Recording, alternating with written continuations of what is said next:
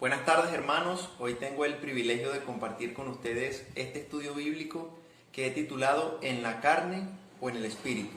Estará basado en el libro de Romanos capítulo 8, desde el versículo 5 hasta el versículo 11.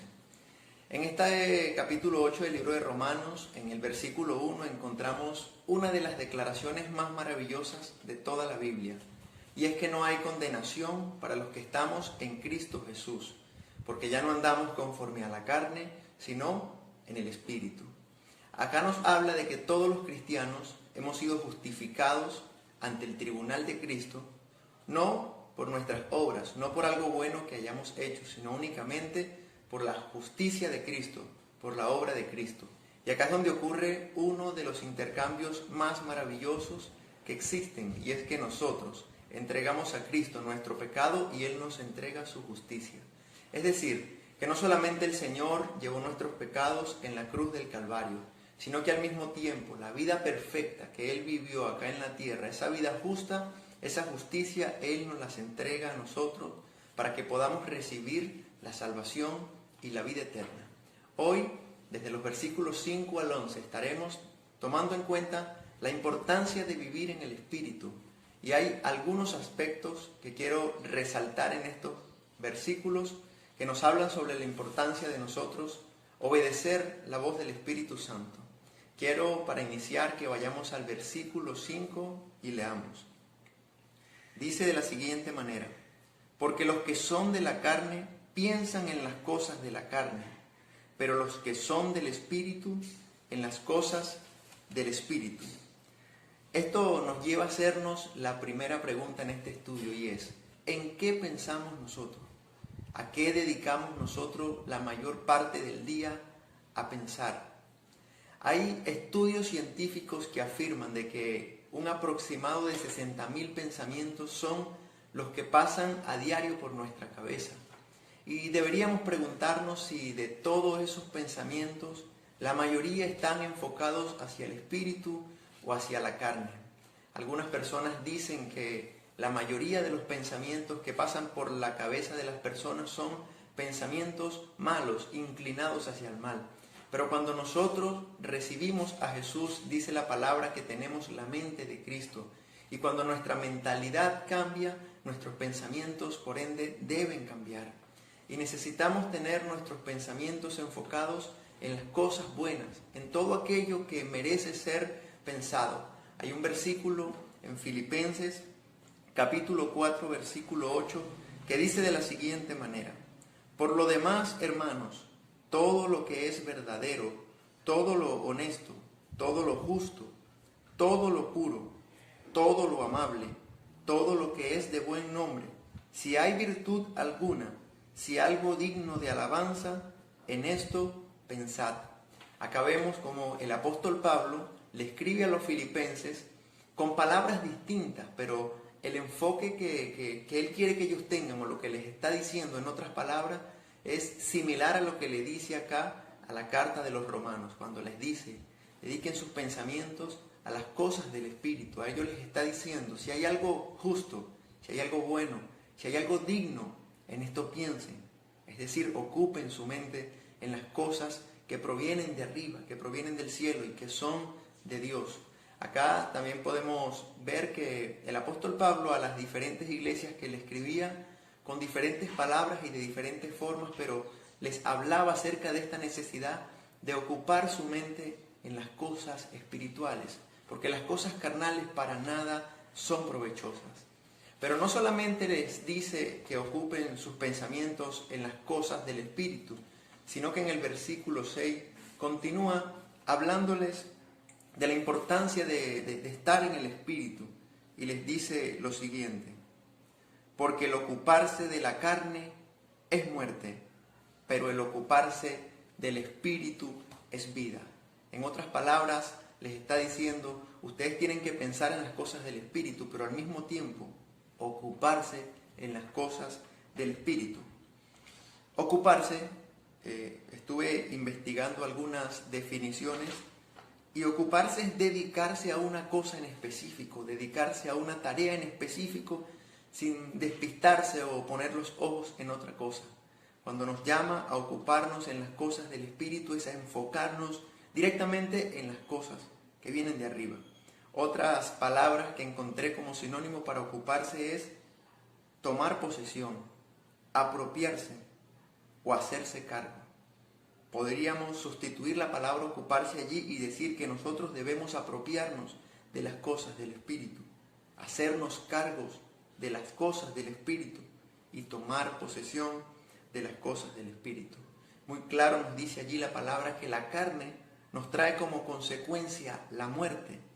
Pero es muy llamativo ver que cuando dice lo que produce el Espíritu en nosotros, no solamente es el contraste de la muerte que es vida, sino que dice que el Espíritu produce en nosotros vida y paz. Es decir, no solamente el Señor nos entrega una nueva vida, una vida abundante, una vida llena de Él, sino que al mismo tiempo produce en nosotros paz, produce tranquilidad. Y esto quiere decir que cuando nos encontramos en distintas circunstancias de la vida, momentos difíciles, nosotros podemos tener paz aún en medio de la tormenta, porque Dios, aparte de que nos da vida, nos llena también de paz. Allí mismo, en el libro de Romanos, capítulo 5, versículo 1, dice de la siguiente manera: justificados pues por la fe, tenemos paz para con Dios por medio de nuestro Señor Jesucristo. Nosotros antes de conocer a Dios estábamos enemistados con Él, estábamos separados completamente. Pero Jesucristo vino a justificarnos, como decíamos al principio, Él nos entrega su justicia para que nosotros podamos hacer las paces con Dios y ahora tener paz con Él. Y lo que debemos entender es lo siguiente, que cualquier persona que está en paz con Dios podrá estar en paz también con sus hermanos, podrá estar en paz con cualquier persona en cualquier lugar al que llegue. Porque si nosotros estamos bien con Dios, eso es seguro que nuestra relación con nuestro prójimo, con nuestro semejante, también estará bien. Pero continuamos leyendo en el versículo 7. Dice: por cuanto los designios de la carne son enemistad contra Dios, porque no se sujetan a la ley de Dios, ni tampoco pueden. Designio, estuve investigando sobre esta palabra designios, algunos sinónimos. Y los sinónimos de designio son pensamiento, plan, proyecto, propuesta, finalidad. Entonces, si sustituimos la palabra designio acá en este versículo, el original dice: los designios de la carne son enemistad contra Dios. Pero podemos decir también: los pensamientos de la carne son enemistad contra Dios. Los planes de la carne son enemistad contra Dios. Los proyectos de la carne o la finalidad de la carne es enemistad contra Dios. Me llama mucho la atención que de primer lugar nombra el pensamiento. Pone que el pensamiento sustituye la palabra designio, es decir, los pensamientos de la carne son enemistad contra Dios. Entonces, dice en el versículo 8 que los que viven en la carne no pueden agradar a Dios. No hay manera de que aquellos que viven en la carne puedan agradar a Dios. ¿Y por qué razón? También vemos en 1 Corintios capítulo 2 versículo 14, cuando nos habla del hombre carnal. Dice que el hombre carnal no entiende lo espiritual porque para él es una locura. Entonces, el hombre carnal, por más que diga que hace las cosas para agradar a Dios, no es así. Porque el hombre sin Cristo busca alimentar su ego, busca simplemente hacerse notar a sí mismo. Y entonces, únicamente cuando ocurre un cambio de naturaleza en nosotros y que viene el Espíritu de Dios a morar en nosotros, es que hay una perspectiva distinta y ahora buscamos no agradarnos a nosotros mismos, sino agradar a Dios. Allí en el verso 8 dice que los que viven en la carne, los que son de la carne, no pueden agradar a Dios. Hay un ejemplo que quiero ponerles cuando hablamos de un cambio de naturaleza, y es que, ¿qué sucede si nosotros tuviéramos un cerdo amarrado en un lugar y delante de ese cerdo ponemos dos platos? Uno con basura, con algarrobas o con algo así feo, y otro plato ponemos, piensen lo que a usted más le gusta, un pollo, una pizza o algo muy sabroso. Entonces soltamos al cerdo para que elija uno de los dos platos. ¿Cuál plato elegirá el cerdo? Elegirá el de la basura. ¿Por qué razón? Porque esa es su naturaleza. Pero ¿qué sucediera si pudiéramos convertir ese cerdo mientras está comiendo esa basura en un ser humano? Es decir, ocurriría un cambio de naturaleza y el ser humano se cambiaría a aquel plato donde está el pollo o el alimento que le gusta, porque eso es lo que su naturaleza le pide. Entonces, cuando nuestra naturaleza es la pecaminosa, cuando nuestra naturaleza es carnal, nosotros no podemos buscar las cosas que son de Dios, porque nuestro corazón está inclinado completamente hacia el mal. Vemos allá en el Génesis, la primera ocasión cuando el Señor decide destruir la tierra con agua, la razón era de que los pensamientos del corazón del hombre estaban inclinados todos hacia el mal. Todos nosotros en algún momento cuando estábamos sin Cristo únicamente buscábamos nuestro propio beneficio, ser vistos, ser halagados, y no teníamos nada que ver con Dios. Estábamos en enemistad con Él. Y por eso cuando recibimos al Espíritu Santo a través de confesar nuestra fe en Jesús, hubo un cambio de naturaleza en nosotros. Se nos dio una nueva vida que ahora busca agradar a Dios, que ahora tiene los pensamientos fijados en Cristo. Entonces, una persona puede aparentar ser muy religiosa, puede hacer muchas buenas obras, pero como Jesús le dijo a Nicodemo, si no has nacido de nuevo, lamentablemente no estás agradando a Dios.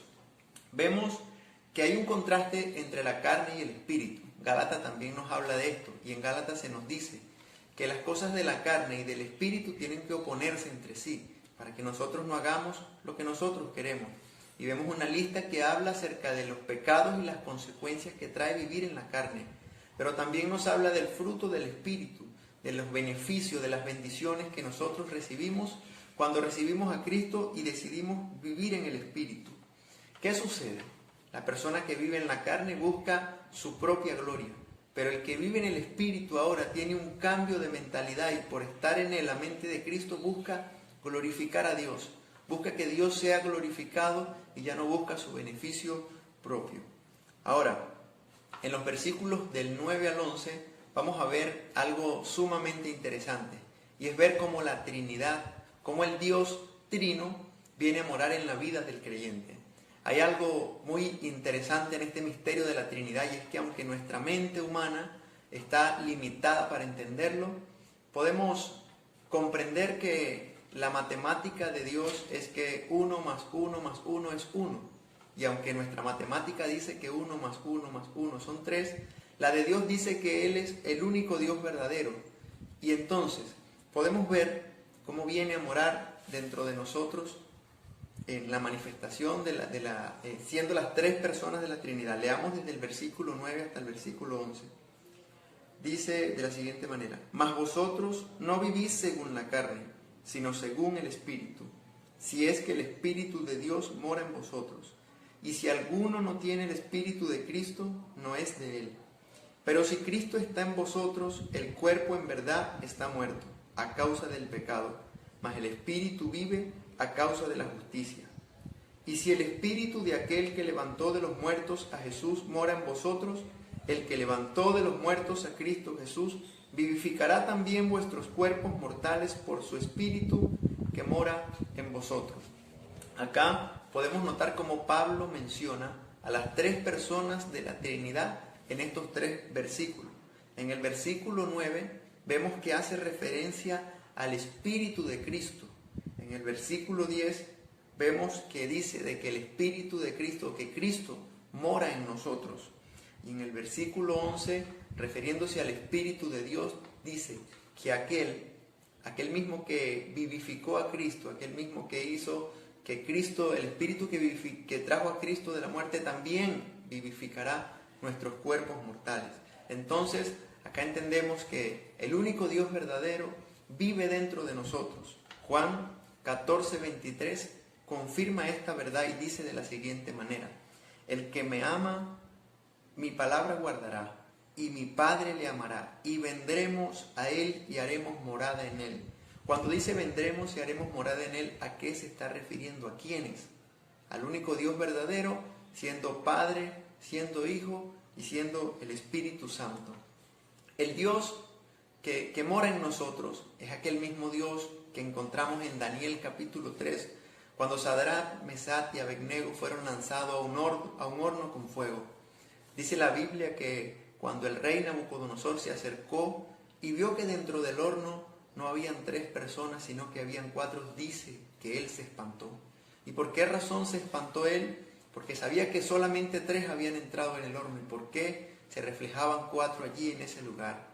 Pues esa cuarta persona que se reflejaba allí es el único Dios verdadero, el Dios que vive dentro de ti y que vive dentro de mí, y que le dio la victoria a estos jóvenes dentro de ese horno de fuego, porque estos jóvenes confiaban en el Espíritu de Dios. Ahora, podemos notar en toda la Biblia cómo aquellos hombres de Dios resistieron tantas cosas difíciles, y la única explicación que encontramos es que ellos vivían en el Espíritu. ¿Cómo se explica de que Esteban, siendo apedreado, le dice a Dios: no les tomes en cuenta a ellos este pecado? ¿Cómo podemos nosotros, con nuestra mentalidad humana o con nuestra razón, explicar este perdón tan maravilloso que Esteban ofrece a sus enemigos, a los que le estaban quitando la vida, únicamente de que Esteban era un hombre que vivía en el poder del Espíritu Santo? ¿Cómo podemos explicar que los discípulos salieran del concilio alegres de haber sido golpeados por causa del nombre de Cristo? Hay una sola explicación: vivían en el Espíritu. Y hoy el llamado para nosotros es que, al igual que todos estos hombres de Dios, que aun siendo hombres que vivían en su carne, que eran carnales, que estaban en este cuerpo mortal acá en la tierra, vivían bajo el poder y la presencia del Espíritu Santo. Y el llamado, mis hermanos, es para que nosotros ocupemos nuestra mente en las cosas que son del Espíritu, y al mismo tiempo que nos ocupemos en vivir las cosas que son del Espíritu Santo. Que no solamente sea de palabras, sino que también sea de hecho. Que no tengamos solamente mucho conocimiento pero poca práctica, sino que podamos andar, vivir en el Espíritu para la gloria y la honra de nuestro Dios. Que el Señor les bendiga.